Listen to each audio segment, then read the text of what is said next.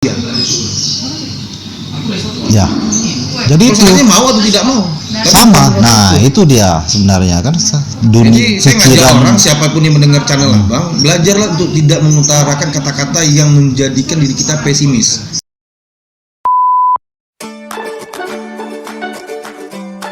Malam ini rekan sekalian, ya kan, kita hadir kembali dalam podcast Negeri Santun.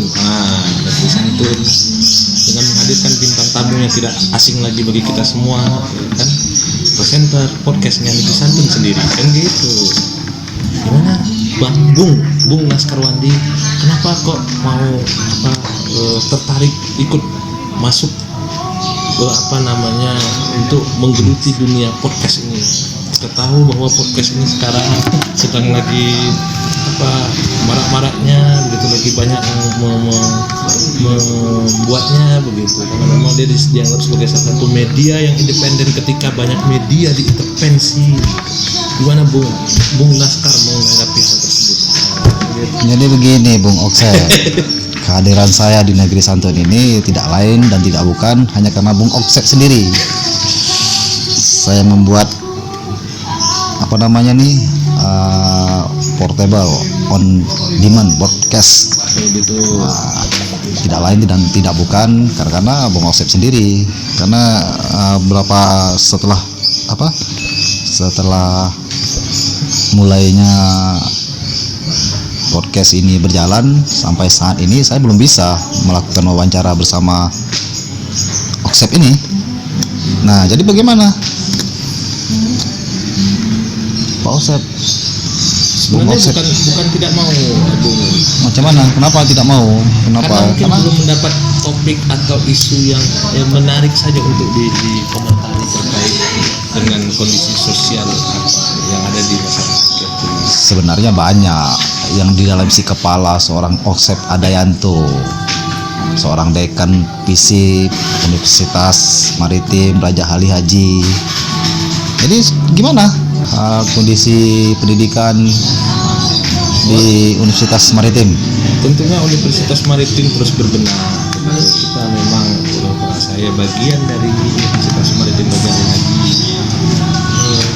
satu-satunya perguruan tinggi negeri selain Politeknik Negeri Batam dan Stelsa. Tentunya terus berbenah untuk memperbaiki baik sistem, baik keluaran dari alumni mahasiswa yang akan masuk pada dunia kerja. Memang tantangan perguruan tinggi hari ini sangat berat karena memang era globalisasi, era transformasi digital menuntut SDM yang smart, yang punya kemampuan skill untuk siap bersaing pada dunia kerja. Nah ini dia, kan sudah sedikit saja disentil panjang dia berbicara. Inilah dia seorang Okse. Dia memang susah dia mau bicara. Ya, saya tidak mengkaji lebih dalam lah sebenarnya. Saya ingin tahu perjalanan hidup seorang Okse aja, karena sudah lama juga kita tidak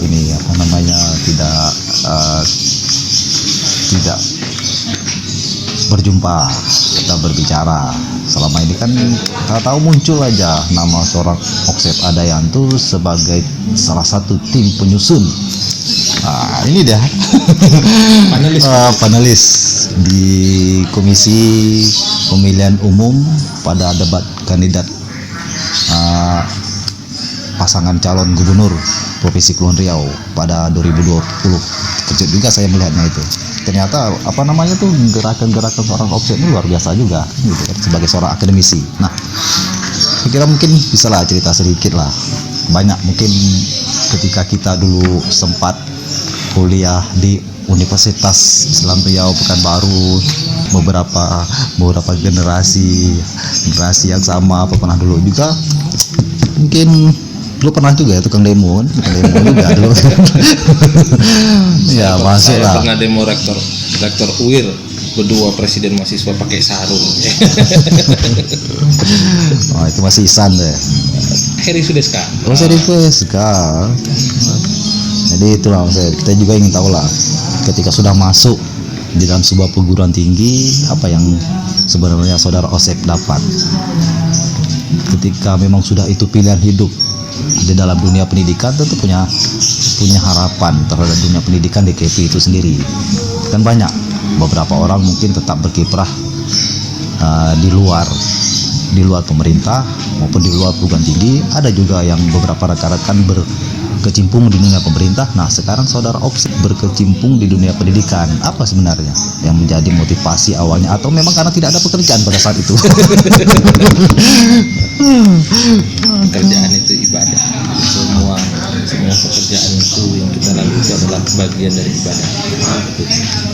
Termasuk juga orang bisa berubah. Dulu waktu kecil ditanya, setiap anak kecil pasti kalau ditanya mau jadi apa, jadi dokter, mau jadi apa, jadi pilot. Seiring waktu ternyata nggak kuat untuk jadi dokter. Seiring waktu nggak kuat untuk jadi pilot, ya kan, maka berubahlah tujuan hidupnya, gitu. Berubahlah cita-citanya menyesuaikan kondisi. Dan yang pasti setiap orang itu punya titik balik hidup, bahwa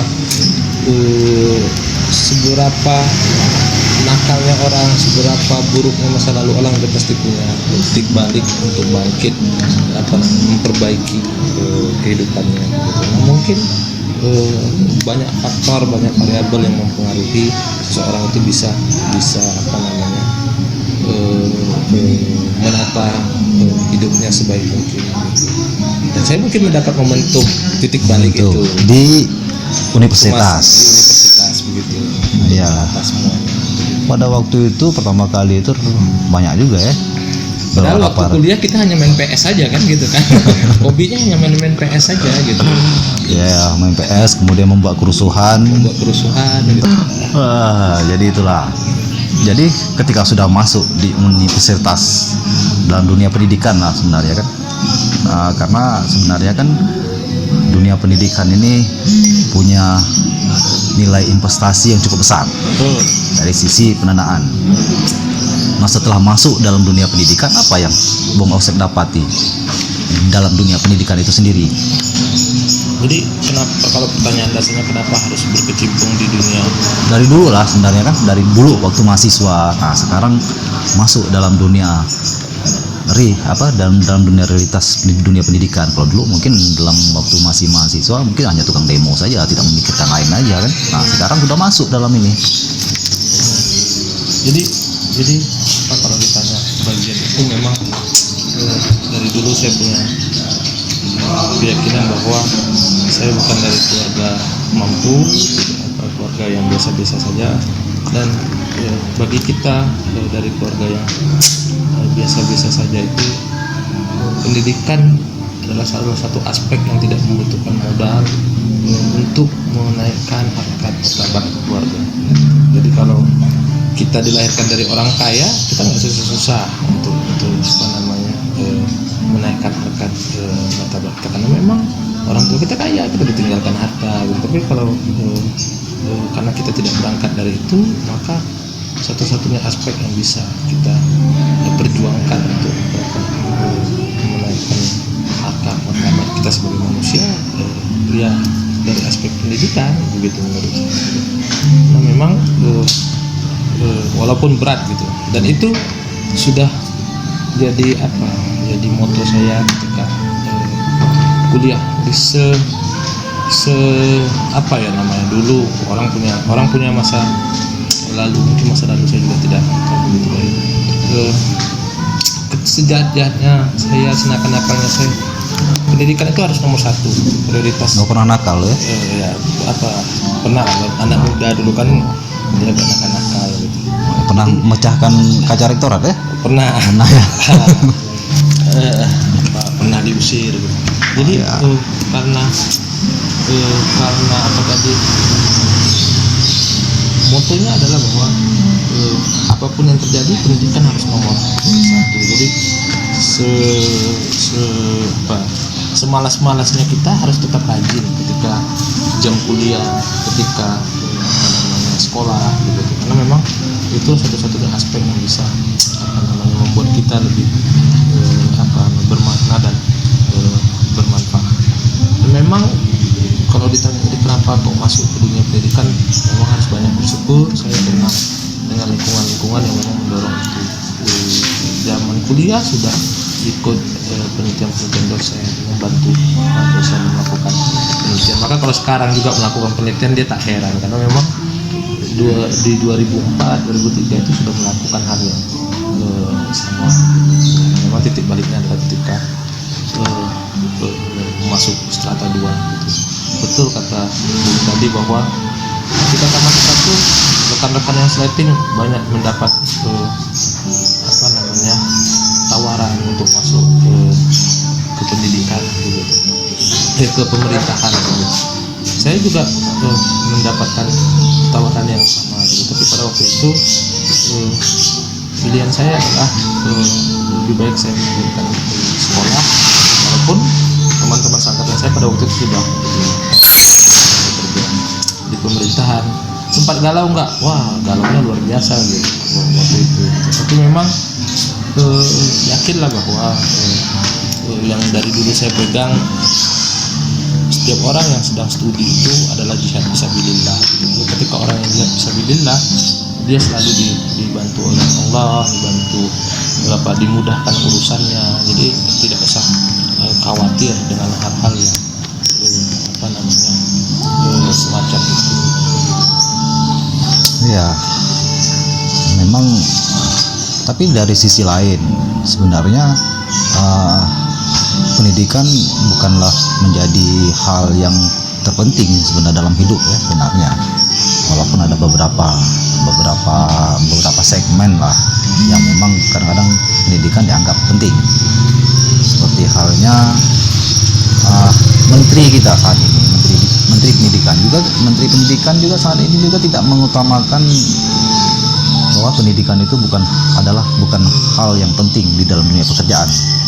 Ya kan, dia menganggap bahwa sebenarnya yang terpenting itu adalah kreativitas.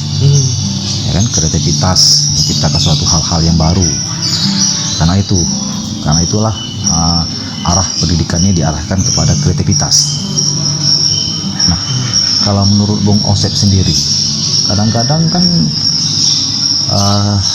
hebat pun kita dari sisi pendidikan belum tentu kita bisa mencetak kader-kader generasi yang memang siap pakai oleh masyarakat maupun oleh bangsa dan negara. Nah, ada segmen ketika memang pendidikan sangat penting, ada segmen ketika pendidikan memang tidak diutamakan. Nah, bagaimana penilaian Bung Osep sendiri dalam dunia yang sudah digeluti ini kan sebenarnya kan dunia mencetak generasi, kadang-kadang memang generasi ada yang tidak tercetakkan, ada yang memang berdasarkan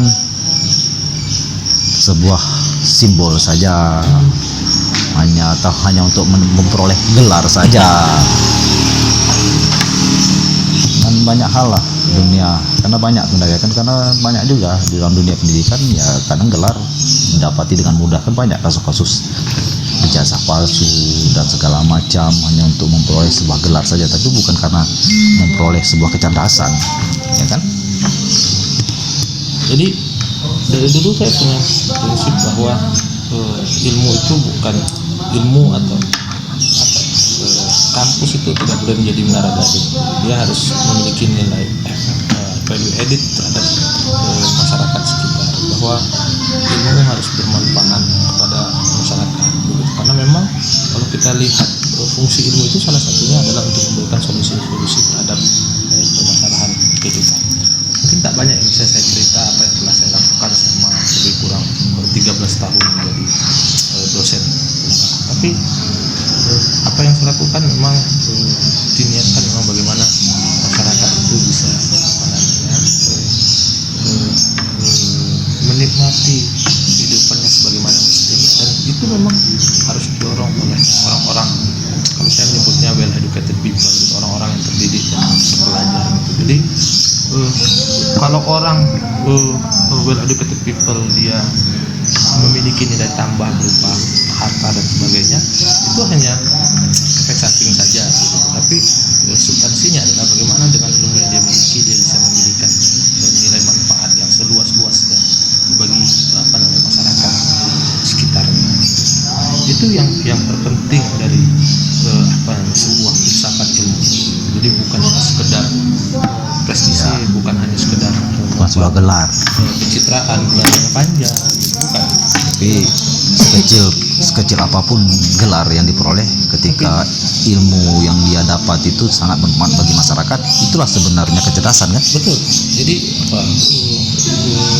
seorang guru ngaji pun memiliki nilai manfaat yang lebih besar dia ketika dia mampu melakukan transfer pengetahuan bagaimana huruf alif bata itu kepada orang yang tidak pandai baca Al-Quran. Substansinya kan pada hal itu.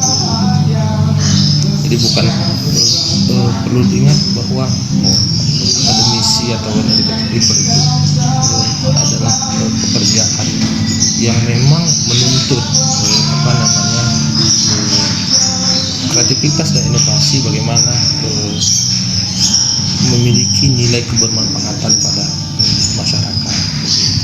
Nah, setelah 13 tahun nih Bung Auksep ini berkecimpung di dunia pendidikan, apa kelemahan kita terutama di masyarakat Kepri ini terhadap pendidikan kita?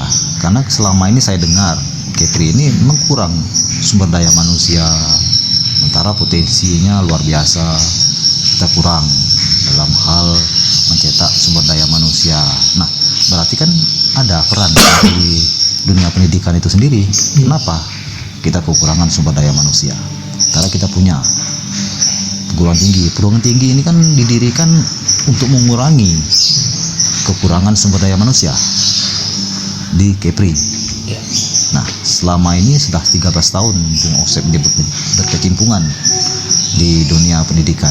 Apa yang bisa Bung Auksep lihat dari sisi kekurangan kita atau bahkan kelebihan gitu dalam mencetak generasi-generasi yang memang bisa diandalkan untuk membangun Kepri ke depan?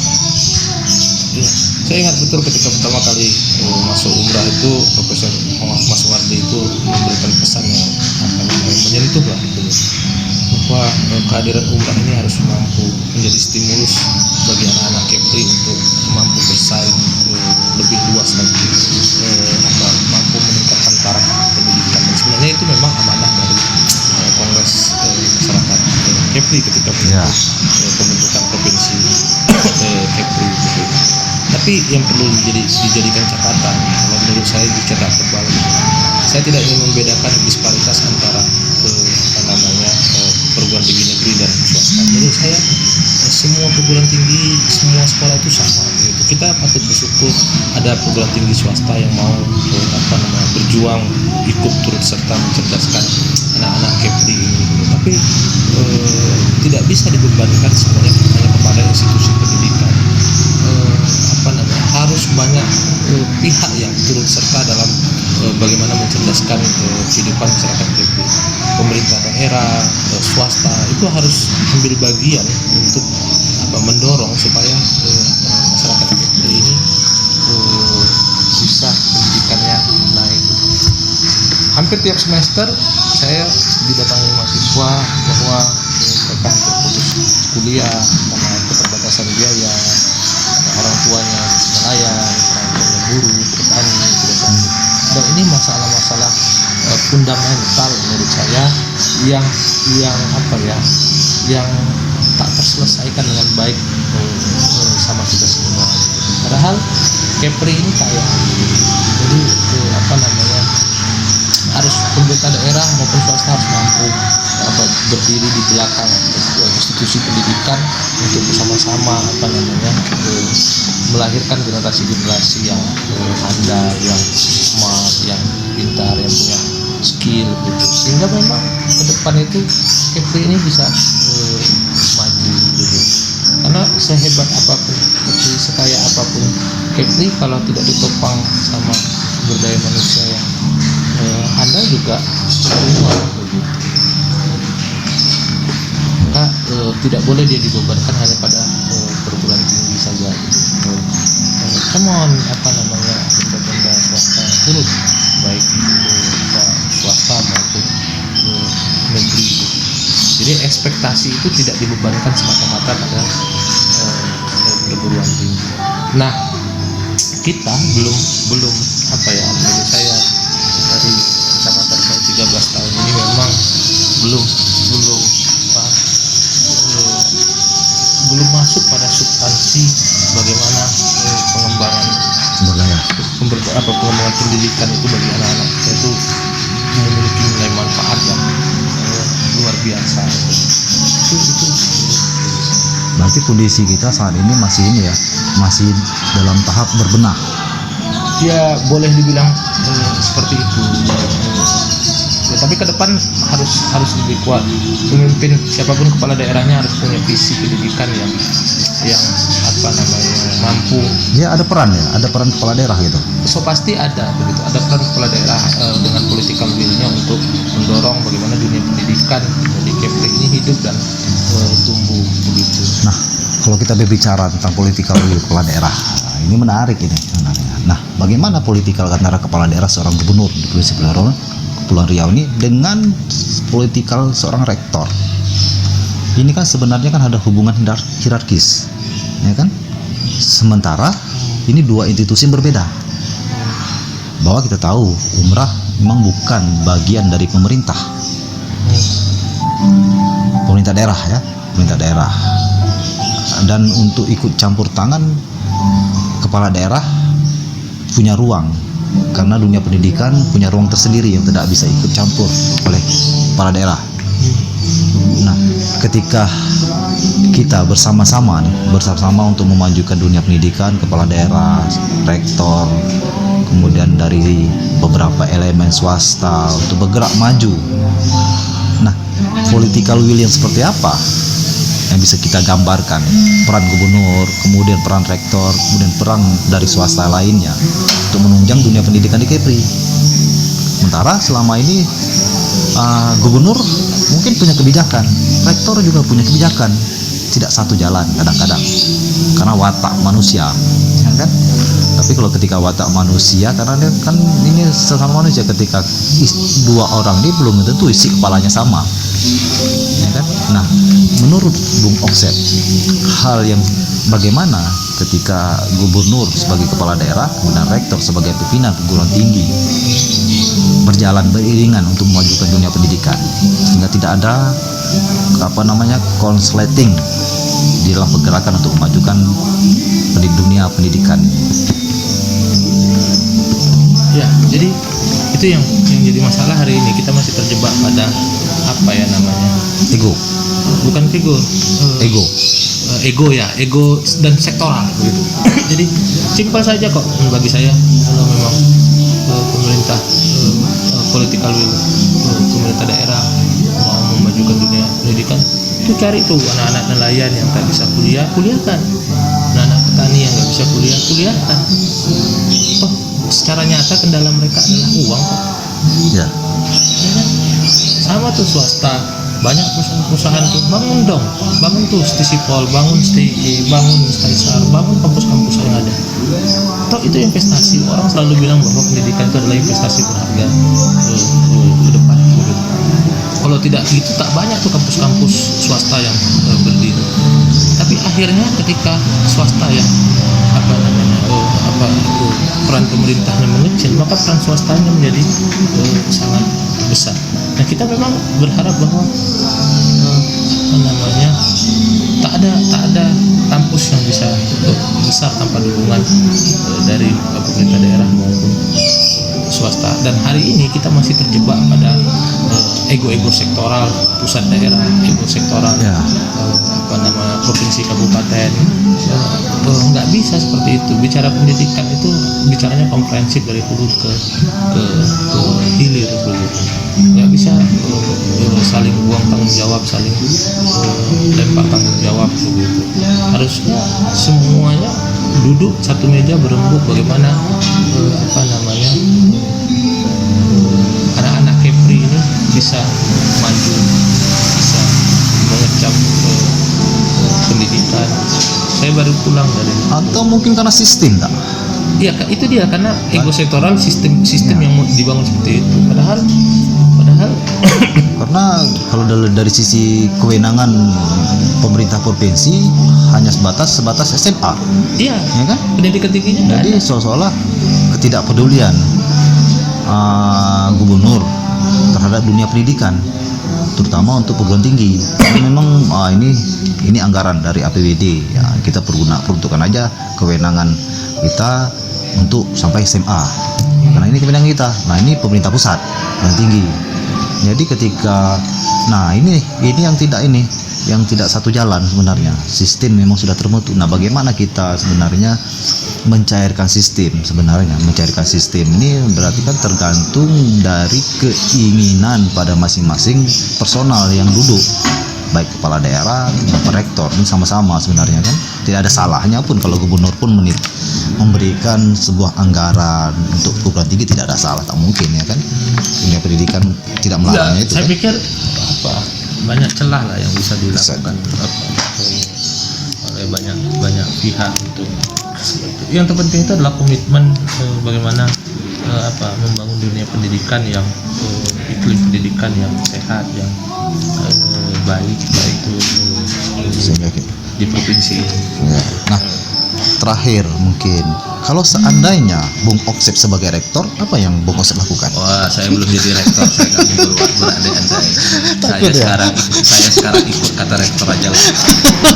Nah ini berandai-andai, itu untuk seorang punya visi. Kalau saya ditanyakan bagaimana seorang Bung Nang sekarang ini ketika menjadi seorang gubernur, nah itu saya punya impian. Oh saya harus melakukan ini, melakukan ini. Kalau dosen itu setiap dosen punya cita-cita pengen jadi guru besar, profesor. Jadi Kita belum berhasil jadi mencapai itu. rektor tuh kalau tugas pokok dosen itu kan mengajar, meneliti dan mengabdi begitu. Kalaupun ada jabatan yang dilekatkan ke dia itu hanya tugas tambahan, dekan, wakil rektor itu tugas tambahan. Secara filosofis tugas mulia dosen itu kan ya itu tadi meneliti, mengabdi dan mengajar begitu. Dan cita-cita setiap dosen pasti pengen menjadi guru besar, pengen menjadi profesor. Jadi belum tentu dia mau menjadi rektor begitu, Bang Naskah. Jadi sebenarnya ada beberapa hal yang karena saya melihat dari luar saja kan. Dulu ketika saya kuliah di salah satu perguruan tinggi di Pekanbaru itu, saya begitu jiwa muda saya ini dieksploitasikan, dia dimaksimalkan. Tapi saya melihat di Tanjung Pinang ini, baik di swasta maupun di Universitas Maritim yang sangat terbentuk, mahasiswanya ini terkonsentrasi kepada keilmuan. Jiwa-jiwa seorang mahasiswa yang sebenarnya jiwa-jiwa kritis ya. Saya tak ada saya melihat jiwa-jiwa yang kritis menganalisa perkembangan daerah, menganalisa perkembangan politik negeri. Saya belum melihat. Saya tidak melihat sebuah gerakan mahasiswa karena sayang. Kenapa? Bukan itu ya, karena saya melihat banyak para aktivis yang sudah masuk di dalam universitas, ya Bung Oksep, Bung Wira, kemudian ada namanya Suryadi, kemudian ada namanya siapa mantan aktivis semua berada di situ. Kenapa tidak mencetak kader yang memang dari sisi sebenarnya kan itu kan untuk generasi juga, tidak hanya dari sisi keilmuan, tapi mereka menciptakan bukan seorang pemberontak sebenarnya, tapi menciptakan seorang yang mempunyai kritis terhadap kondisi sosial kemasyarakatan. Tak pernah saya melihat sebuah gerakan lah. Kenapa? Apakah memang tak bisa mengkader? Betul, mahasiswa itu adalah agen of lembaga kemahasiswaan. Agen of control. Tapi civil society itu bukan hanya mahasiswa, pemuda juga civil society, di luar kampus juga civil society. Betul. Yang jadi masalah di Kepri ini, kita harus kalau kita cermati bersama-sama, civil society kita ini mungkin belum sekuat di daerah-daerah luar. Ya, itulah. Ini salah satu nih. Civil society kita itu kan kuat begitu. Kita berharap kan civil society kita itu kuat. Yes, Mahasiswa itu bagian dari itu, tapi di luar itu juga banyak kan. Bung ini kan sebenarnya civil society juga, melalui podcast ini kan bisa menyuarakan kritikan-kritikan terhadap pemerintah, terhadap pihak-pihak di luar sana begitu. Itu loh ini langsung duduk. Jadi tidak bisa dilakukan ke mahasiswa. Menarik Mungkin eranya berbeda. Jadi ini Pak Alfian Jadi bodoh orang ini. kalau dulu mungkin demonstrasi itu adalah satu-satunya jalan untuk menyampaikan aspirasi. Mungkin hari ini banyak cara untuk menyampaikan aspirasi. Ini juga cara untuk menyampaikan aspirasi. Tuh. Kita tidak bisa, maksudnya begini ya, itu bagian dari itu. Kemudian kan ada macam-macam lembaga kemahasiswaan, ada Mapala. Saya belum pernah melihat salah satu mahasiswa Kepri ini mampu mencapai puncak sebuah gunung gitu kan. Ini dua orang nih, enak nih, dua orang dosen nih, dulu sama-sama mantan aktivis mahasiswa, sama-sama nih. Bang, saya tetap menjadi aktivis sampai detik hari ini, Bang. Oh ya, Rambutnya aja kan. sekarang ya. Tapi sebelum itu pernah sebagai pencetak generasi muda juga lah. Jadi macam mana nih? Tadi sudah bertanya sama Bung Oks ini. Sekarang Bung Al yang sudah hadir. Kita ingin mendengar juga lah dari Bung Alfiandri ini. Ketika dulu seorang mahasiswa sama-sama bergerak dalam pergerakan mahasiswa, sekarang sudah masuk dalam dunia pendidikan sebagai dosen dan juga sekarang sedang menekuni S3-nya. Ya, begitulah, Bang. Begitulah ya. Kan luar biasa nih. Awaknya masih S1, S2 pun selesai. Ini udah selesai. Hanya berparan waktu. Jadi ketika sudah masuk dalam dunia pendidikan, apa yang Bung Alfian dirasakan sebenarnya? Nggak ada, biasa-biasa aja. Apa? Dulu sebagai mahasiswa, sekarang udah masuk sebagai pencetak generasi muda. Baik, saya akan memperkenalkan diri saya dulu. Karena ini podcastnya adalah podcast yang spesial. Channelnya channel khususnya Bang Naskar Wandi. Yang lain tak bukan jika saya kenal siapa Bang Naskar Wandi. Tentu ini adalah bagian dari sebuah engineering sosial, rekayasa sosial untuk menghidup kembang tumbuhkan alternatif kampanye terhadap perubahan. Ya, saya terima kasih lah Bang Naskar Wandi telah berkenan mengundang saya masuk dalam channel Naskar Wandi YouTube Negeri Santun. Ya, itulah mungkin Negeri Santun bersama Oksep Adianto, Negeri Santun bersama Alfiandri. Negeri Santun bersama Bang. Ini dua orang nih, satu ya, orang. Oke, saya lanjut nih penjelasannya. Pertama, sebelum saya masuk ke dunia pendidikan tinggi sebagai seorang tenaga pengajar, tentu ada spirit yang melatar belakangi. Ya. Lain tak bukan karena juga orang tua saya juga seorang pendidik. Ayah kandung saya bukan karena tidak ada pilihan lain ya? Bukan. Ayah kandung saya Haji Samsir adalah seorang pendidik guru yang berada di Pulau Bintan. Pertama kali penugasan beliau itu di Natuna. Tapi ketika mau berangkat ke Natuna, ada keinginan masyarakat di Kepulauan Riau melalui program, ya dulu belum ada namanya CSR ya Bang ya. Oh iya. Dulu tanggung jawab pengelola tambang yang ada di Pulau Bintan, yaitu PT Aneka Tambang, itu punya tanggung jawab terhadap masyarakat sekitar wilayah tambang, yaitu pendidikan, termasuk pendidikan agama yang diformalkan. Maka dulu ada PT Aneka Tambang itu tahun 70-an dia mendirikan Madrasah Ibtidaiyah tahun 70-an. Oh ya. Sebelumnya sekolah agama itu sudah dibuat zaman Belanda. Makanya Madrasah Ibtidaiyah itu dulu masuk di wilayah area tambang, tapi bangunan itu bangunan Belanda. Jadi diserah terimakan kepada pemerintah lalu dikelola oleh yayasan. Nah, bapak saya itu pegawai negeri yang bertugas di Kementerian Agama, bukan hanya ngurusin agama tapi ngurusin pendidikan. Nah, dari situlah latar belakang kenapa saya bukan hal yang asing masuk ke dunia pendidikan secara formal. Nah, ini yang latar belakang. Lalu bergeser kepada kehidupan pribadi saya. Sebenarnya saya nggak ada cita-cita loh Bang, jadi seorang seperti bapak saya gitu, jadi seorang tenaga pendidik. Tapi dulu kan pernah juga mengikuti siapa namanya itu? Asisten dosen kan? Iya. Waktu di Pekanbaru kan? Sudah mulai sebenarnya kan? Ya, ini Sofian di Hamid. luar skenario hidup, tidak dalam rencana hidup. Nah, rencana dan cita-cita saya itu kan berkeinginan berkhidmat, tetap mengabdikan diri kepada negara, tapi bukan jadi guru, bukan jadi dosen, bukan jadi PNS yang lainnya. Ya, pada saat saya tamat SMA saya pernah mendaftarkan diri di PNI AL, pernah mendaftarkan diri. Bukan tidak lulus, saya belum cukup umur. Oh, belum cukup umur. Waktu itu Belum cukup umur, saya Sep. saat menerima penerimaan Bintara itu usianya 17. Waktu itu saya baru 17 kurang. Jadi ya tergeser dengan persyaratan. Lalu ketika saya tamat masuk SMA, tamat masuk perguruan tinggi, saya nggak nyangka sebuah keputusan akhirnya saya kuliah formal di perguruan tinggi Universitas Islam Riau. Ya. Sejalan perjalanannya sebenarnya juga tidak niat ingin kuliah, karena ya punya hobi ya jalan-jalan juga gitu. Tapi karena keinginan orang tua yang baik kepada anaknya untuk punya masa depan, ya akhirnya sebuah pilihan itu adalah saya harus ikutin pendidikan formal tinggi, ya kuliahnya di Universitas Islam Riau. Nah, dalam perjalanan ya biasalah, eranya kan masih semangat reformasi tuh, 98, 99, 2000 itu kan masih euforia dengan reformasi. Masih luar biasa lah gaung terhadap mahasiswa, perhatian negara kepada gerakan-gerakan kampus itu setelah peristiwa 66, lalu peristiwa Malari 70, 72. Ya. Nah, lalu masuk pada reformasi 98. Mahasiswa dapat peran dalam sebuah momentum perubahan dalam perbaikan kebangsaan dan kenegaraan. Nah, euforia itu hadir dan saya rasakan.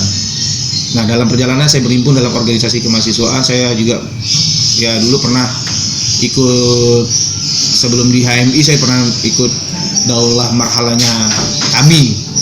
99 kami. Lalu saya ikut juga LKHMI. Tapi saya lebih nyamannya di LKHMI pada tahun 99.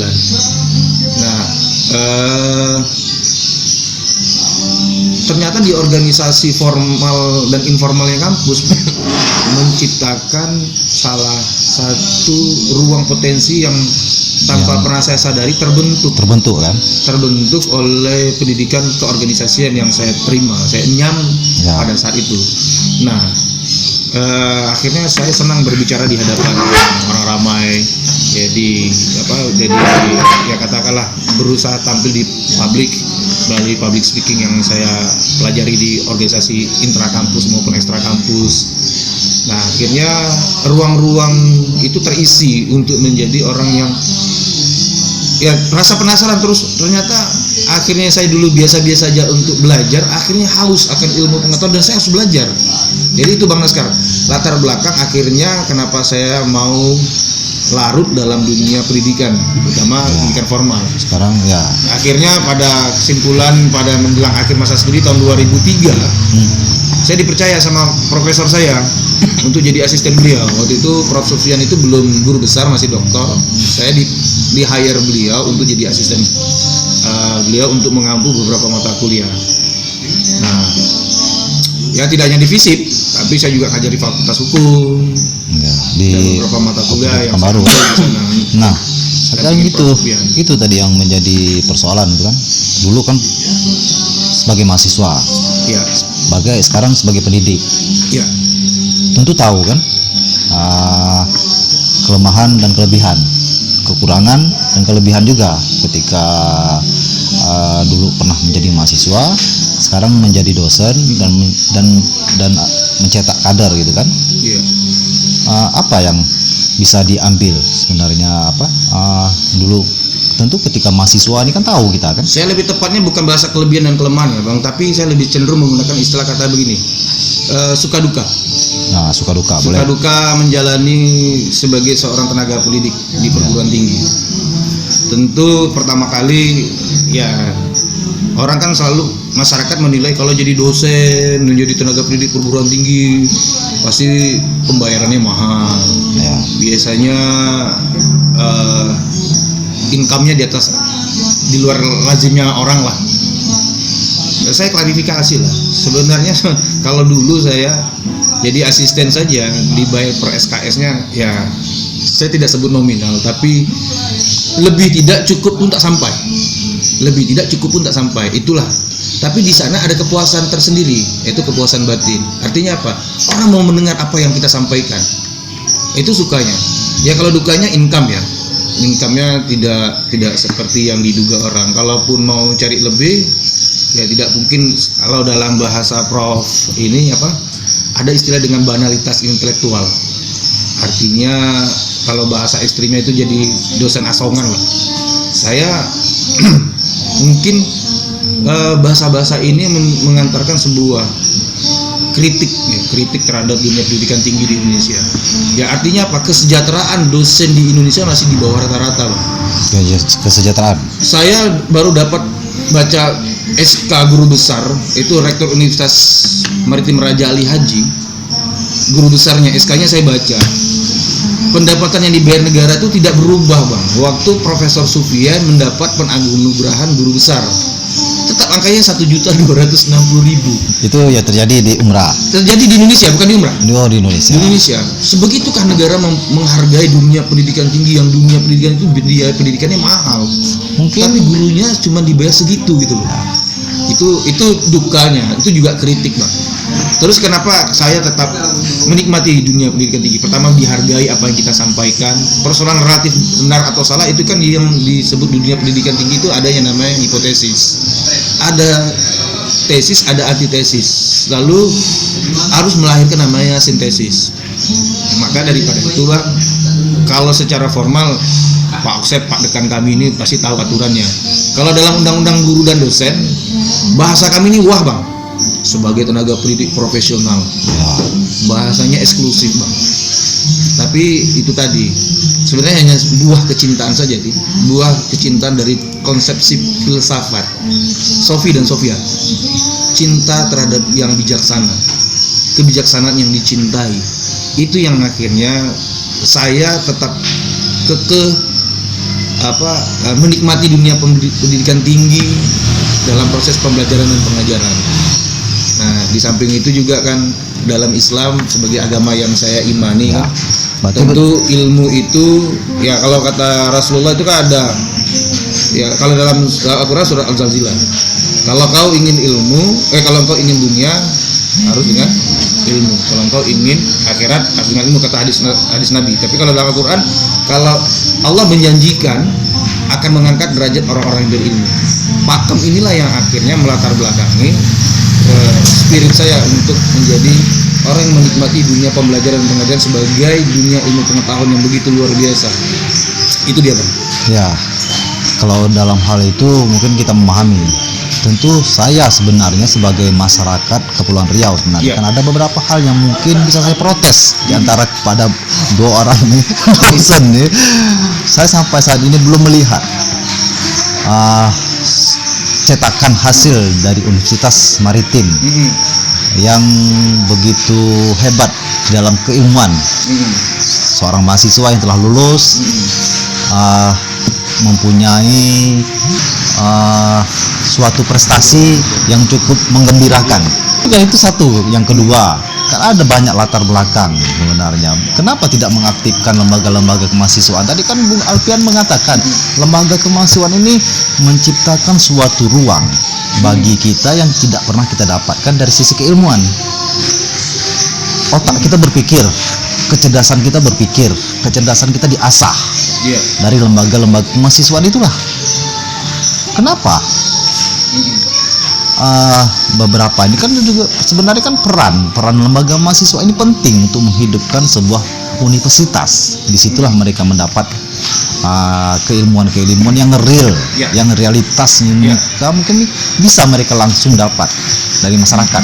Beda pola pikir dengan seorang profesor yang memang mencipta, seorang profesor yang memang dari keilmuan dia diakui, tapi berbeda dengan pola pikir yang bukan profesor tapi dia begitu paham kondisi sosial masyarakat. Kan beda antara seorang profesor yang menciptakan sebuah ilmu antara seorang yang bukan profesor tapi dia begitu dapat sangat berarti bagi masyarakat, langsung real. Kan beda. Oke, Bang, saya jawab. Ekspektasi Abang luar biasa. Umrah perguruan tinggi yang masih baru sebagai universitas yang ada di Kepulauan Riau. Lalu tapi bersyukur lompatan-lompatannya luar biasa, getting to beyond-nya luar biasa, capaian-capaiannya. Banyak dokter-dokter yang berhimpun di umrah, dan umrah sudah banyak melahirkan prototipe, lalu hak kekayaan intelektual yang sudah dihasilkan. Itu bagian dari upaya meleverage umrah sebagai institusi pendidikan tinggi. Nah, persoalannya adalah di dalam kolaborasi umrah tidak bisa sendiri untuk membesarkan apa yang diciptakan. Bang Naskarwandi, di Eropa dan di beberapa negara maju, di Amerika itu tahun 70-an ngetren yang disebut dengan think tank. Perguruan tinggi itu modal terdepan, garda terdepan. Bahkan di Jerman dan di Prancis, satu keputusan kebijakan kepala daerah, bahkan presiden sekalipun, itu harus menggunakan yang namanya hasil research. Perguruan tinggi, persoalan di Indonesia, tidak usah jauh-jauh Indonesia, ketinggian kita bicara Indonesia. Kepri saja, berapa persen sih pemerintah daerah percaya kepada hasil karya penelitian dari perguruan tinggi yang namanya Universitas Sarjana Jalai Haji, Sisipol, STIE, Poltekkes, berapa persen? Dan kepala daerah secara yakin itu menjadi modal atau capital development. Berapa persen? Padahal seyogianya orang-orang yang punya keberanian menghargai ilmu pengetahuan, padahal janji Tuhan loh, kalau ingin peradaban itu terangkat, maka sumbernya adalah lembaga pendidikan. Ini jadi persoalan. Secara konsepsi kan ada yang namanya triple helix, keterlibatan pemerintah, swasta, masyarakat. Lalu ada quadruple helix, ada pemerintah, swasta, masyarakat, perguruan tinggi. Lalu ada pentahelix, ada pemerintah, ada masyarakat, ada swasta, ada perguruan tinggi, ada media massa. Berjalan nggak kolaborasi itu? Saya senang ada ekspektasi. Lagi-lagi trust itu sudah terbangun, Bang, ketika strong leadership fokus dalam irama serentak dengan tempo yang sama. Ya. Pertanyaannya adalah Kepri berani nggak buat itu? Betul. Itu Tadi sempat juga kita berdiskusi sama Oksep kan, ada ruang sebenarnya yang tidak mampu kita tembus dari sebuah sistem sebenarnya kan. Sementara pemerintah daerah bukan menjadi kewenangan pemerintah daerah terkait perguruan tinggi, tapi itu menjadi kewenangan pemerintah pusat. Penyelenggaraannya benar, Bang. Perguruan tinggi itu secara operasional dikelola, dikendalikan oleh pemerintah pusat. Ya. Tetapi output perguruan tinggi tentu bukan hanya sebatas bukan sekelas ukuran pemerintah pusat, selevel RT RW pun bisa dipakai. Begini menurut apa yang dihasilkan oleh perguruan tinggi. Jadi saya simulasikan lah. Misal seorang kepala daerah menginginkan bahwa perguruan tingginya seperti ini, tapi rektor tidak ingin seperti itu. Bagaimana? Ketika ingin merentakkan nada ini agak seirama sehingga gendang ini pun bisa berbunyinya sama, bagaimana solusinya? Ini bukan persoalan rektor sih, Bang. Jadi ini persoalan kepentingan stakeholder. Pemerintah yakin nggak, trust nggak kepada perguruan tingginya? Ya, yakin lah. Nah, kalau yakin, digunakan apa yang menjadi hasil karya perguruan tinggi. Penelitian kan banyak, tulisan-tulisan jurnal juga banyak dihasilkan. Pak Oksen ini sudah menghasilkan, ya, kelas internasional, punya jurnal internasional nih Pak Oksen ini. Ya. Udah keluar nih guru ntar lagi guru besar. Lektor kepala udah keluar. Kita lihat dari sisi peran-peran kelembagaan. Ya.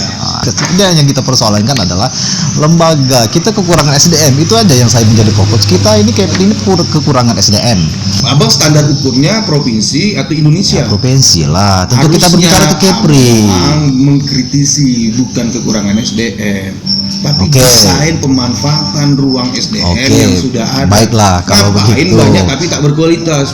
Biar sedikit tapi bermutu. Persoalannya ini kan konsep keadilan. Nah, abang buka lagi teori tentang keadilan. Tuh banyak tuh konsep-konsep teori keadilan. Nanti kita kuliah pula di sini. Itu bisa 24 SKS saya ajarkan abang tentang teori keadilan. Banyak teorinya tuh. J.W. Rowe itu teori keadilan. Nanti saya jelasin di sini tuh, Bang. Teori keadilan. Ini kan distribusinya normal atau tidak normal. Tapi bagaimana memanfaatkan secara optimal terhadap resources yang ada. Itu J.W. Rowe yang bilang tentang teori keadilan. Nah, saya mengkritisi bukan SDM yang tidak. Kalaupun hanya bagaimana meleverage orang untuk memperbaiki ekonomi, itu beda konteks. SDM kita banyak, cuma teroptimalisasi atau tidak. Kalau teroptimalisasi, mana karyanya? Ya, itu dia. Sudah Kenapa? seperti apa dimanfaatkan karyanya? Apakah jadi prototipe? Musrenbang dibuat, hasilnya nggak ada, Bang. hanya politik akomodir menghabiskan APBD. Apalagi mau bang terjemahkan? Bisa saya telanjangin semua loh bang. Artinya apa? Apapun yang dikeluarkan harus terukur, punya parameter. Jadi public spare harus clear terhadap need of analysis terhadap kebutuhan development pembangunan. Pembangunan harus sustainable. Jadi itu yang harus kita kritik bang. Bukan kekurangan orang. Saya bilang kita banyak orang, cuman dimanfaatkan nggak? Pejuang profesi yang dulu masih mahasiswanya banyak kok. Sudah dimanfaatkan nggak? Ada nggak ruang main mereka yang diberikan kesempatan? Nah, persoalan kesempatan. Baik kalau gitu. Nah, ketika sekarang kita tidak kekurangan orang gitu kan? Iya. Ketika terus ini, baik perguruan tinggi segala macam ini mencetak terus generasi-generasi muda yang mempunyai kualitas sumber daya manusia. Jika memang kualitas sumber daya manusia ini tidak dimanfaatkan, apakah ini kan menjadi sebuah kesia-siaan kan? Apakah hanya menunggu dimanfaatkan atau hanya membuat sebuah kreasi? Macam mana perannya sebenarnya? Menunggu dimanfaatkah atau ikut serta berperan gitu? Fungsi pendidikan itu ada dua jenis bang. Ya. Ada pendidikan sains, ada pendidikan profesi. Ya. Oke, tentu outputnya berbeda orientasi. Ya. Kalau sains, jadi diluruskan bang. Perguruan tinggi bukan mencetak orang-orang untuk bekerja, Ya. tapi mempersiapkan orang untuk berpikir bagaimana mengkreasikan suatu aktivitas pekerjaan. Masih bisa pesan minum? Bisa. Nah, euforianya adalah kalau saya bilang perguruan tinggi ini dia punya dua dimensi. Oke, persoalannya orang kenapa sih menuntut ketika wisuda berarti dia harus bekerja? Perguruan tinggi bukan melahirkan orang untuk bisa bekerja, tapi bisa berpikir bagaimana mempekerjakan satu apa yang dia pelajari, apa yang dia ketahui, apa yang mesti dia lakukan. Hulu hilir dia sudah tahu. Persoalannya luang kesempatan, trust. Di luar negeri bang, orang kuliah bisa magang. Makanya konsep sekarang pola pendidikan tinggi itu istilah dikenal namanya SKP. Ya. Jadi kita ada penyerta ijazah itu bukan lagi hanya sekedar nilai-nilai, tapi experience, pengalaman ya. Lalu orang bisa Berarti kan ada tidak ide inisiasi yang bisa dilakukan. ya, berarti kan tidak harus menunggu sebuah karya itu dimanfaatkan. Ya. Ya kan? Kalau memang seandainya pemerintah tidak memanfaatkan, tidak ada salahnya. Tapi kan bisa seorang perguruan tinggi atau seorang akademisi mempergunakan apa yang menjadi sebuah karya dan dimanfaatkan dengan cara yang lain. Tidak Ya. harus pemerintah. Ya. Ya kan? Gini Itu Pak, pemerintah cara tuh. hadir kalau dalam teori politiknya kan jelas. Hadirnya negara untuk apa sih? Untuk Menjaga rasa aman. Dia Bagi masyarakatnya. polisi dia.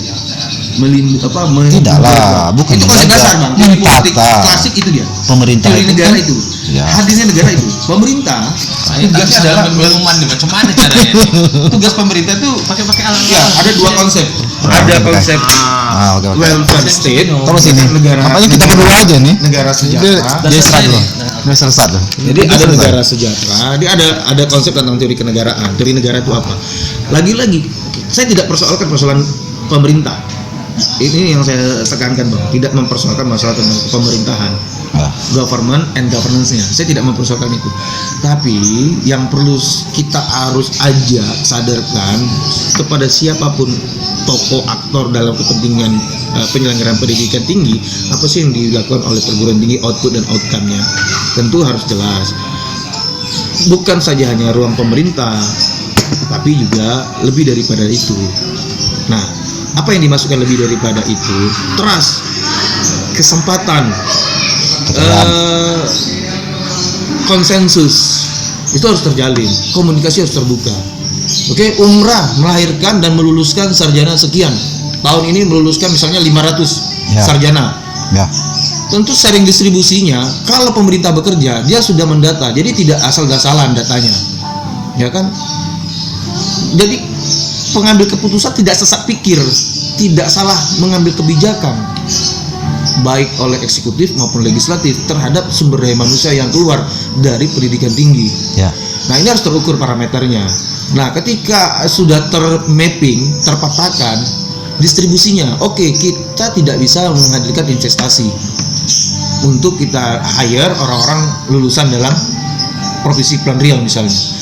Ada stimulus alternatif diskusi melalui workshop, melalui mapping kebijakan, melalui hal-hal yang terkait bagaimana pemanfaatan resources yang sudah ada, human resources. Kalau masih dilakukan mapping, artinya kan keluaran dari produk universitas itu belum mampu. Bang, soalnya perguruan tinggi melahirkan level bukannya gelar ya, tapi kualitas orang. Nah, ya kan ketika kualitas orang lagi-lagi tentu harus diuji. Ya. Mereka sudah teruji 4 tahun selama kalau memang belajar sudah ilmu. keluaran itu kita anggap Oke, tidak tapi perlu kan teruji lagi. uji yang saya maksud kan bukan uji petik seperti produk luaran pabrikan, bukan itu. Ada quality control dan lain sebagainya, hulu hilirnya seperti itu, enggak. Teruji itu adalah ruang kesempatan, Bang, aktualisasinya. Nah ini dia sebenarnya. Kalau saya saat ini menjadi gubernur, saya akan stop sebenarnya untuk penerimaan pegawai negeri sipil, karena makin banyak pegawai negeri sipil masuk, beban anggaran daerah tidak akan mampu lagi untuk membayar gaji. Saya berharap bahwa keluaran dari perguruan tinggi PNS itu ini, siapa yang ngaji, Bang? Pemerintah daerah atau pemerintah pusat? Kalau Undang-Undang ASN 5 2014. pemerintah pusat gaji, tapi kan ada tunjangan daerah yang dibebankan kepada daerah.